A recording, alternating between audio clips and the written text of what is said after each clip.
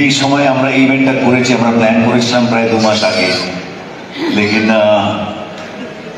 जिस वक्त जाके इवेंट हो रहा है उस वक्त हमारे शहर की हालत बिल्कुल अच्छी नहीं है। तो बिल्कुल शहर में रहते हुए, सब काम करते हुए भी कहीं ना कहीं मन अंदर से बड़ा बैठा हुआ रहता है, बड़ा उदास है पिछले कुछ दिनों से, जब से एक घटना यहाँ पर हुई है। तो मैं फिर से इस তো আমি আগে বলেছি জিতে কিন্তু রাজনীতি করেন না এবং রাজনীতি পছন্দ করেন না এবং রাজনীতি তিনি ভালো একটা বুঝেন না, তিনি কিন্তু আগে বলেছেন। তো এটা নিয়ে কিন্তু অনেকে মানুষ কিন্তু ঘাবড়াচ্ছে যে জিতে কেন রাজনীতিতে আসেন না, কেন কিন্তু রাজনীতিতে বসেন না। তো সেই সম্পর্কে আজ আপনাদেরকে বিস্তারিত তুলে ধরবো। তো হ্যালো বন্ধুরা, আশা করি সবাই ভালো আছেন। তো যারা যারা আমাদের ইউটিউব চ্যানেলটি সাবস্ক্রাইব করেনি, এখনই সাবস্ক্রাইব করে সাথে থাকেন আর দেখতে থাকেন আমাদের নতুন ভিডিও।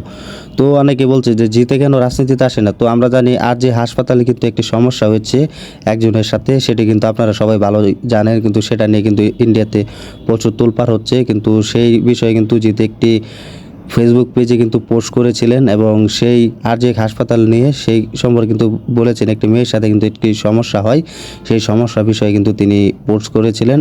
আর একটি প্রোগ্রামে কিন্তু তিনি গিয়েছিলেন এবং সেই প্রোগ্রামে কিন্তু তিনি সেই মেয়েটির জন্য কিন্তু 1 মিনিটে কিন্তু সেই রাষ্ট্রীয় শোক পালন করে তিনি কিন্তু আমরা সকলে দেখেছি সেই প্রোগ্রামে। কিন্তু সেই প্রোগ্রামে কিন্তু জিতকে কিন্তু শান্তি দেয় নেই। জিতের যে একটি বিগ ভক্তর আছে সেখানে কিন্তু গরম হয়ে গেছে। যারা জিতের খাঁটি ভক্ত তারা আমরা তো সকলেই জানি জিতকে আমরা কতটা ভালোবাসি।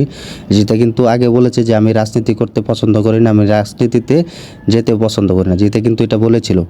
তো জিতে ফেসবুক পেজে কিন্তু সেই বিষয়ে কিন্তু একটি দিয়েছে আরজিক মেডিকেল নিয়ে, যে একটি মেয়ের সাথে একটি সমস্যা হয়, সেই সমস্যার সমাধান কিন্তু সবাইকে এগিয়ে আসতে হবে, সেটার কিন্তু বিচার চাই, সেটা কিন্তু জিতে কিন্তু নিজে অ্যানাউন্সমেন্টে জানিয়েছেন এবং ফেসবুক পেজে জানিয়েছেন। তো জিতে যারা ভক্তরা আছেন যদি সেই পোস্ট না দেখে থাকেন তাহলে এখন জিদ্দার আইডিতে গিয়ে ফেসবুক পেজে গিয়ে সেই পোস্ট দেখে আসতে পারেন। তো অনেকে বলছে জিতে কেন আসলো না সেই আরজিক হাসপাতালের সমস্যার সমাধান করার জন্য এবং কোনো একটি মিছিল করার জন্য। এরা অনেকে বলছে জিত কিন্তু ফালতু, জিতে কিন্তু এসব আসা উচিত ছিল, জিত কিন্তু এগুলো ফালতু বলছে। একটি প্রোগ্রামে কিন্তু জিতে অনেক কিছু বলছে, সেই বিষয়ে কিন্তু জিতকে কিন্তু অনেক কিছু বলা হয়েছে, তাও কিন্তু জিত কিন্তু মন খারাপ করেনি। জিত কিন্তু 1 মিনিটের জন্য সেই প্রোগ্রামে কিন্তু রাষ্ট্রীয় কিন্তু শোক পালন করা হয় সেই মেয়েটির জন্য।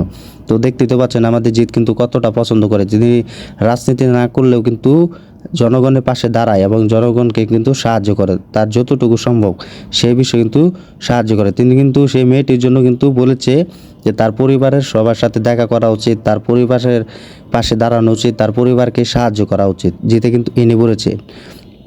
কিন্তু অনেকে বলছেন যে জিতের এইসব ফালতু কথা, তো আসলে এইসব ফালতু না, জিত যেটুকু সম্ভব সেটুকুই করেছে। তো অনেকে কিন্তু সেই প্রোগ্রামে একটি প্রোগ্রাম করা হয়, আপনারা সকলেই জানেন, সেই প্রোগ্রামরা দেখে না থাকলে দেখে আসতে পারেন।